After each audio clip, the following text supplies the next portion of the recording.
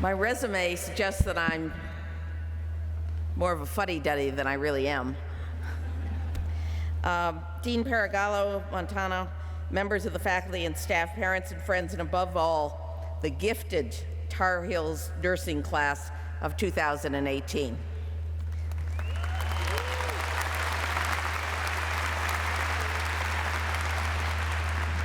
I want to pay tribute to your remarkable dean, my friend for almost 20 years, an international leader in global health.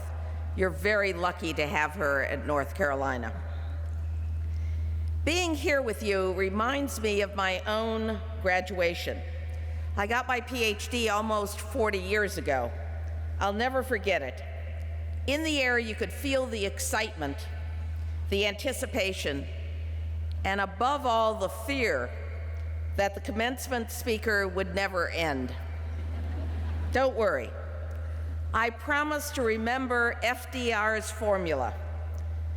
His formula for a successful speech was this: be sincere, be brief, and be seated. Today, your class of 2018 celebrates as a big, joyous family. The women and men that you have learned and labored with have been your special support network. Hold on to that. Don't lose touch with one another or with your mentors and advisors. There's strength in numbers. You represent the future of nursing. You are the luckiest nursing students on earth. You have attended one of the great nursing schools on earth. I can think of no better place to celebrate your nursing school commencement than here, in the home of champions.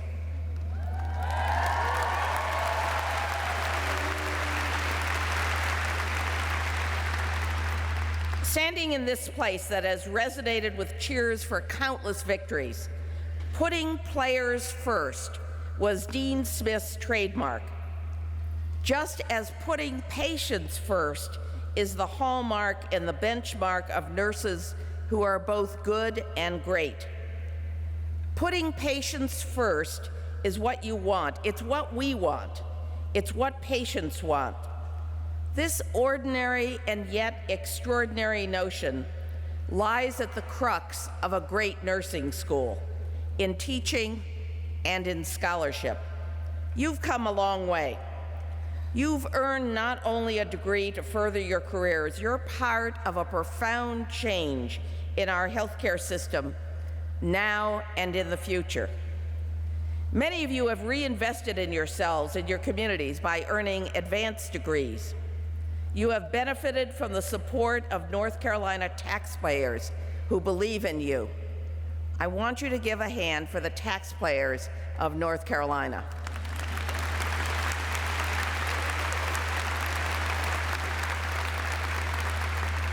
Sometimes we forget about their investment, but we must not. You don't build great nursing schools without substantial support from the taxpayers of the state that you live in. You are surrounded by extraordinary teacher scholars who have shared a wealth of scholarly understanding and experience. You've learned from the best. They are not only educating new generations of highly trained nurses, many of them are vocal and visible advocates for transforming the profession through research and influencing policy, especially as it relates to nursing education. These are very strong shoulders future generations of nurses can stand on. Nurses in this country are 3 million plus strong. That means something in my world of health policy, and I believe that nurses hold the power and the influence to make those numbers speak and to mobilize for positive changes in the years ahead. I strongly believe a golden age of nursing is right in front of us. If we seize this moment, it will not come to us. All of you must go forth and get the future of nursing. It will take guts and heart and a lot of skill. Healthcare providers, especially nurses, have a unique opportunity to transform healthcare and the way it's delivered in the United States. This is not just an idea whose time has come, but an urgent priority for all of us in this nation. The clear starting point for improving the overall state of health in our nation is nursing, the largest and yet the most overlooked in high policy discussions. The United States health system is now serving millions more Americans. Along with the enlargement of the insurance pool, the political promises and expectations are to advance primary care, to improve access, to improve the safety and delivery, and perhaps even to slow the costs of health care. With this in mind, the Institute of Medicine landmark report that I had the honor to chair maps out a strategy for how to elevate nursing to its proper leadership place in the healthcare platform. One overarching goal of the report is to improve and coordinate local, state, and national policies on nursing practice. We must have a coherent national practice policy across state lines. And so our report's first recommendation was crystal clear: remove the scope of practice barriers as fast as we can. They are so yesterday.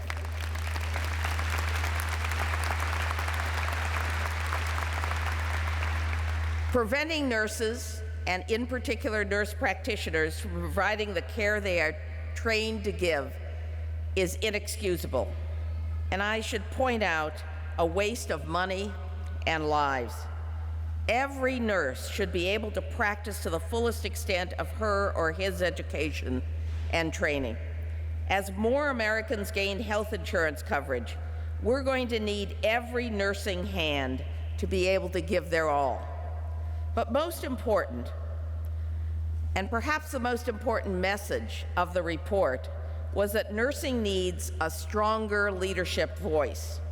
Nurses must be full partners with physicians and others in redesigning the new era of U.S. healthcare.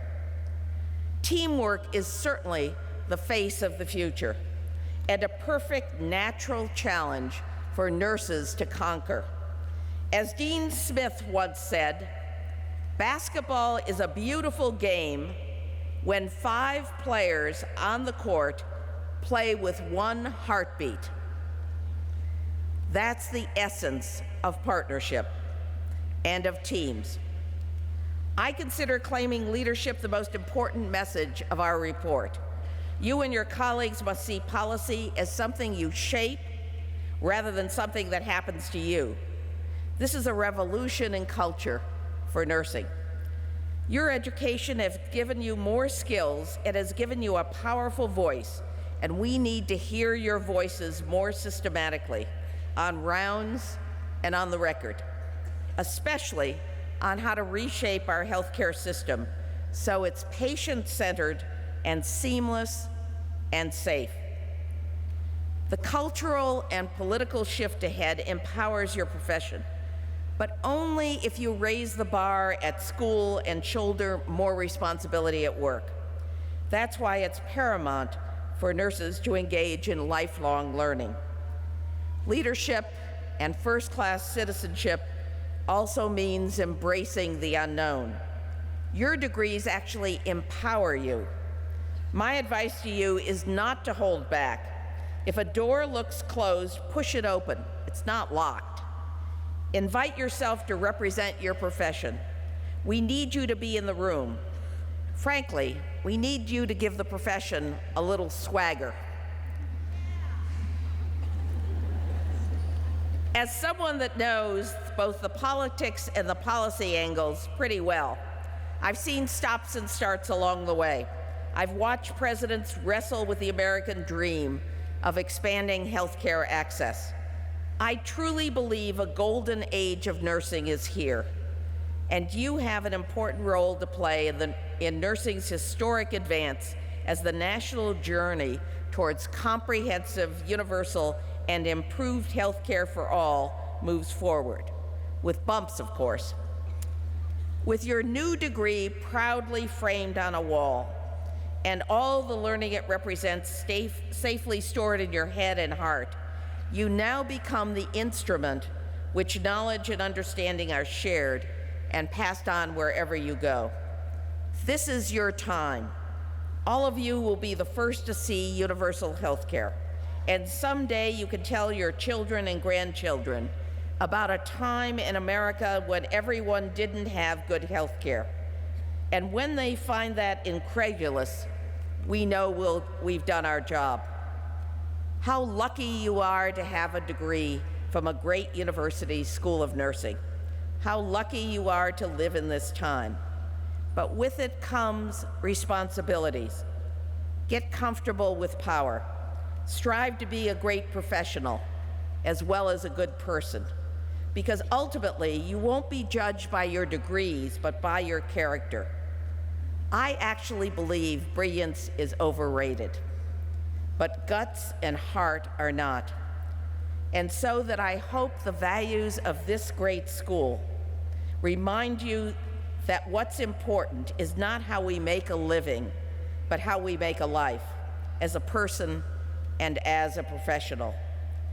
So don't neglect your life, because as Lily Tomlin once said, even if you win the rat race, you're still a rat. And so I wish you the best of everything, fair winds and full sails. Godspeed on your golden adventure. Congratulations.